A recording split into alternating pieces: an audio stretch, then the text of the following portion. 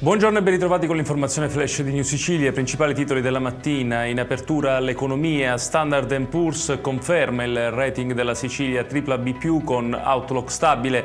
Il presidente della regione Renato Schifani parla di un riconoscimento internazionale alla solidità dei conti dell'isola. Secondo il governatore, la Sicilia ha lasciato alle spalle la stagione del deficit strutturale con il disavanzo abbattuto e una maggiore affidabilità per mercati e investitori. E domani in Sicilia si torna alle urne per i ballottaggi delle elezioni amministrative, seggi aperti domani dalle 7 alle 23 e lunedì dalle 7 alle 15 ad Agrigento, Ispica in provincia di Ragusa e Bronte in provincia di Catania. Fari puntati in particolare sul capoluogo agrigentino, dove Dino Alongi, appoggiato dal centrodestra, è opposto a Michele Sodano, sostenuto da Controcorrente, PD e Movimento 5 Stelle. Ci spostiamo nel Palermitano, in particolare a Capaci, dove è avvenuto un nuovo episodio intimidatorio.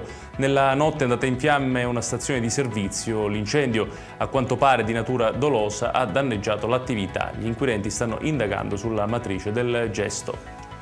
Scoppia la polemica sul matrimonio di Dua Lipa in Sicilia. Alcuni media inglesi hanno infatti raccontato le nozze della pop star nell'isola richiamando impropriamente i luoghi di mafia.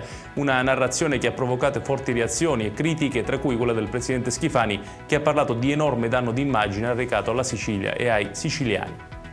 In chiusura la storia di un'insegnante di sostegno siciliana che ha raggiunto l'Emilia-Romagna per assistere un suo alunno ricoverato. La maestra ha contribuito alle spese di trasferta del bambino e di sua madre e per assisterlo durante la degenza dovuta ad un intervento chirurgico ha preso anche un periodo di ferie. Ed è tutto per questa edizione. Tutti i dettagli su queste notizie li trovate come sempre sul nostro sito www.newsicilia.it. Grazie per averci seguito e buon proseguimento di giornata.